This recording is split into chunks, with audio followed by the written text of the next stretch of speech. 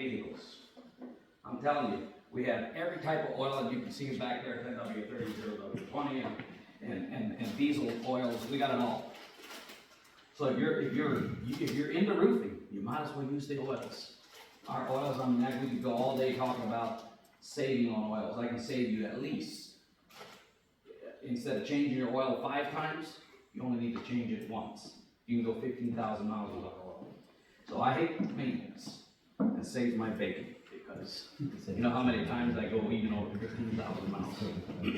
But that's with the oils. Now with the roofing, if you are here for a roofing, probably the most simple system is our MR system, metal roof restorations.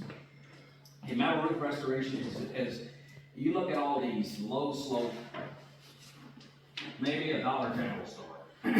You know, it is very low slope, like maybe a 212 pitch. We can restore those metal roofs instead of replacing metal roofs that start to get a little rusty, or even I've done a Tractor Supply roof that was 2 years old. You'd think that it wouldn't leak, but you know, I'm telling you, these side laps, when it starts siphoning, it seems it pulls the water. You say, well, I can't go up. Well, it does. It's crazy. You've done a lot of this kind of roofs. It'll start siphoning at the seams, and so I have this roll here just to show you what we do on the side laps. All side laps, we spray base coat down, and then this sponge flex comes in a roll like this. We put them on all the side laps, end laps, everything. Once you got all the details done, you spray 2 gallons of square top coat over the top, and you have a complete seamless metal roof. Probably one of the most simplest systems is the metal roof system. You can use the same idea. I wish I had some rust off here, because the first thing on metal, you gotta clean it. We clean it with rust off, because it's the cleaning that makes the difference on how long that coating is going to bond to it. So when you clean that, then you prime it, put your side laps on, and the top coat, you have a complete metal seamless roof. Same idea with rubber. How many people out there have seen flat rubber roofs? You can also restore them by the same way. Clean it, tack coat it, put the sponge flex on the seams, and then top coat it. And you have there's a piece of sample for your metal for EPDM or any TPO single ply systems. Any roof you have out there, we have a solution for it. The other system would be, if let's say your rubber is just a little too far gone, or it's a hot mop tar roof. I don't know how many of you guys are familiar with that, but it's a roof where they take rolled roofing and then they lift the tar out of it on top, right? You guys familiar with hot mop tar roofs? If you have a roof that is kind of sort of basically smooth, if it's really rough like a tar and gravel, how many have ever seen a tar and gravel roof? If you have a tar and gravel roof, you can't use this system. But it's the same idea as just doing the seams of metal or EPDM. Now you go across the whole roof with 3-foot or 6-foot wide rolls like this, embedded in the coating, and that's what this represents. And then people say, well, how durable is it? Well, I'll tell you. I'll take my ball peen hammer and I show them Mr. Building on, and I say, here's how we do it. Been beating on this one for a while, but I'm telling you, if you've got hail that bad, you don't need a roof, because you'll be living in a ghost town. And if you're outside, you're dead. That's right, you're dead. And the coatings is pliable. You can pass that around and show it to the rest of them back there. This is actually a piece without the board. We'll pass that around to give you an idea of how it feels and looks. You can put that in the freezer, and when you take it out of the freezer, it's still pliable. Good news is our coatings never get hard. That's how we keep it from cracking. But let's say you had a rough roof, like a tar build-up roof with gravel on top, and you got all them gravel sticking out. Now you need to either take board stock and put it across over it, and then you can put that system on top. Probably one of my favorite would be just spray foam. You can spray an inch and a half of foam across that roof. That you can either go that thick or this thick. It goes 2 layers or 1 layer. Same idea. You spray that roof, take all the loose gravel off, spray an inch and a half of foam on there. 2 gallons of square base coat, 2 gallons of square top coat. And I'll tell you the difference between this and a lot of other roofs. You pump everything up and spray it in place instead of carrying it up and nailing it in place. You know, I That's one thing about the rolled roofing. We got your single ply roofs, but this here, it takes the work out of roofing. Unless the guy that's foaming it, he sweats, but the rest of them, they just kind of watch. And we do have the single ply.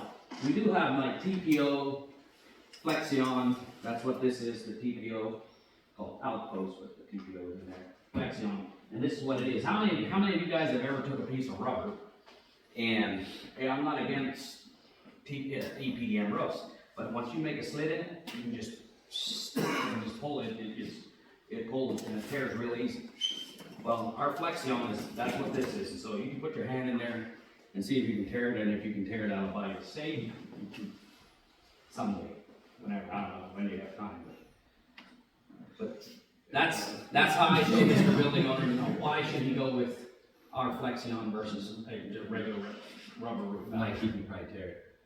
Mike, you can probably tear it. Well, these, More push-ups. I'll tell you what, now these skinny guys up here, they ain't got none. There you go, I heard something. Or membrane break. Yeah. That's most of it.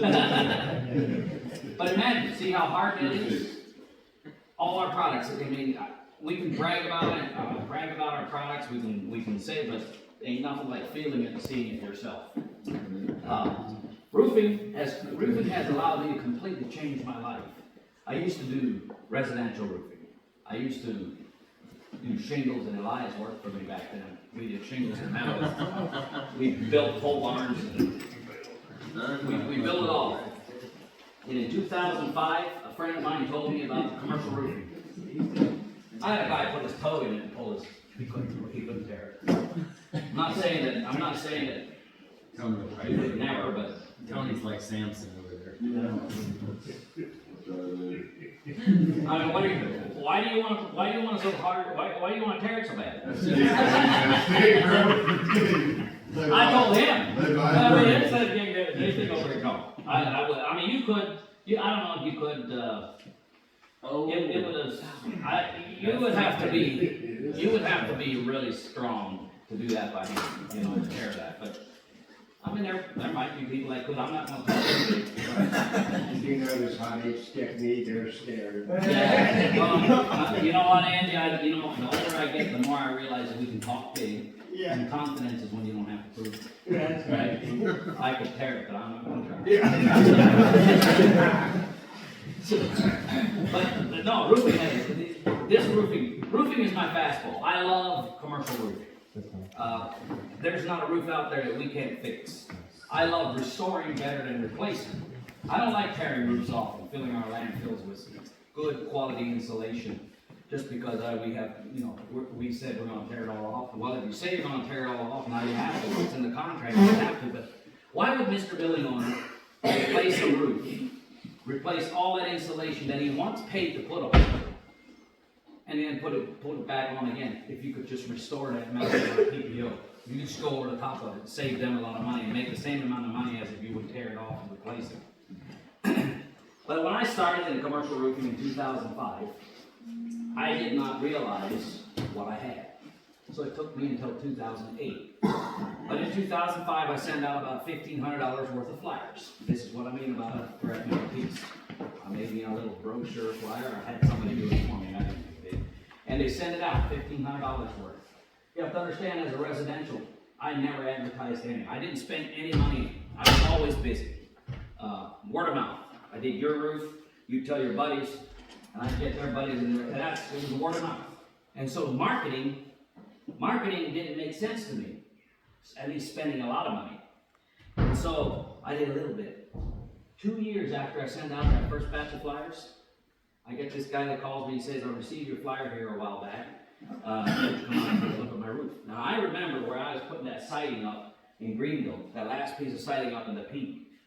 And I couldn't believe that I got a call from 2 years ago that they kept my flyer. That changed my life. I think the good Lord said, well, Simon, he ain't got it in him to understand, so I'm going to have to help him out a little bit, because I got this guy to call me.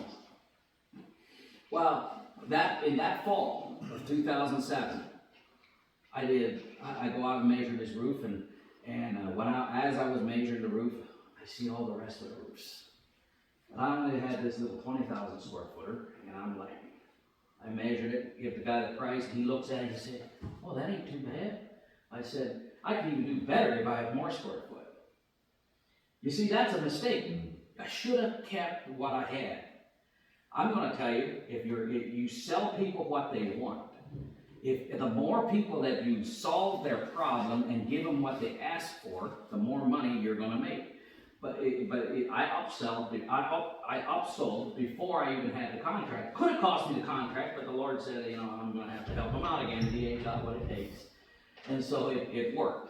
But normally, you don't wanna do that. But I did. I said, I need to do better with more square foot. And he looked at me and he said, well, why don't you give me a price on that roof and that roof and that roof? And man, I'll tell you what, this roof, that's how much you get. Just, his heart was just pumping. I was like, wow, that's a lot of money. I made more money in the fall in 3 weeks than I did all year working in residential construction. And I said, now I'm gonna listen to my guy that got me started. And he said, you have to market.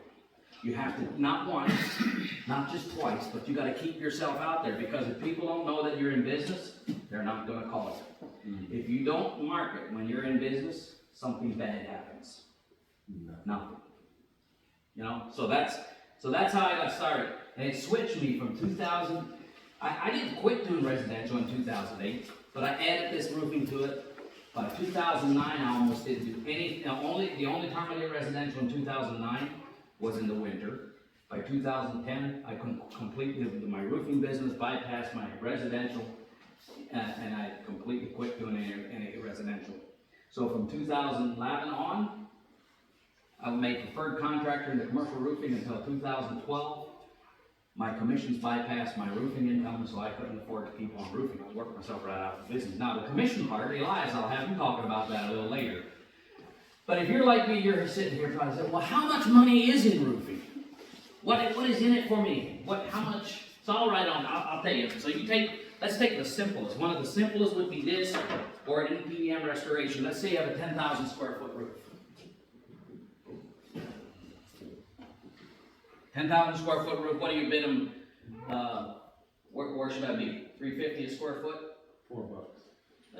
Well, I'm gonna keep it a little low. I could go $4. I don't have, you can.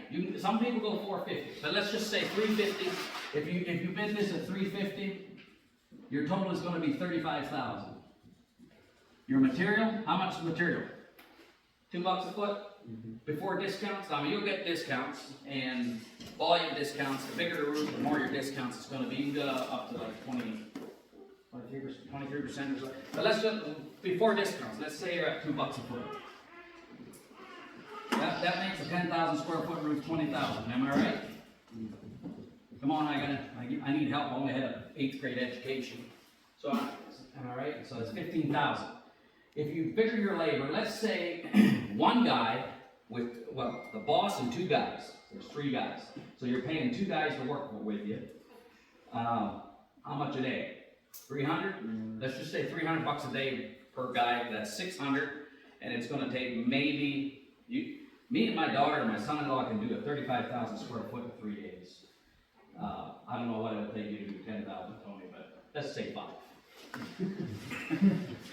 I don't want to brag like that, but that sounds good, right? It's a lot of talk. Huh? It's a lot of talk. So let's say 300. If you pay 300 times 2, you got 600 times 5. What is that? 3,000. So you're at 3,000. 30 cents a square foot, right? For labor. 30 cents. That's 3,000. How much is going to make 4,000? Because you're going to have gas. Let's make it 4,000. Let's make it 40 cents here. 11,000 bucks is your take home. Now, I don't know about you, Tony, but I'll take 11 grand a week any day. I don't even care if the guys are slow and make it 5 days instead of 3 or 4, you know. But I mean, that's the pay you can get. We always try to make at least no less ever than $1 a foot. Now, if you get a 100,000 square foot roof, you don't need $1 a foot if you need to be competitive, but you should be right in there. So that's pretty simple. That make sense to everybody? That's what we do, and changed my life. And the reason I like to share this to other people is because I want to change their life. I want to help them have an opportunity like we have. Now, the good news is, together, we can do a whole lot more than we can by ourselves. And I don't know if anybody else that can share. I want Elias to share his story a little bit. And his story is about how he got started and whatever else he wants to talk about. Now, Elias worked for me at the time, and then he quit and went with his uncle, and I got him back, and I said, Elias, you need to do your own roofing. So I started telling him exactly what the guy told you that brought you here. You can keep doing what you're doing. We're not asking you to stop, but maybe add this to it. And if you could make one roof a year and make an extra 11 grand at the end of the year, would that be worth it? It might pay your taxes, it might make a difference, it might buy you a new car, whatever your needs are. And I don't know if anybody can share it better than Elias. Elias got started in 2009, right? That first month he made preferred contractor. He made sales manager. By the second, in the first year, he made district manager. Within 2 years, he became a director of the Conklin company, direct sales company. And today he has one of the largest teams in the Conklin company. And I would like for him, why don't we invite him up and he can share and close out the whole story here with his story. Why don't you come up and we'll give Elias Raber a hand here.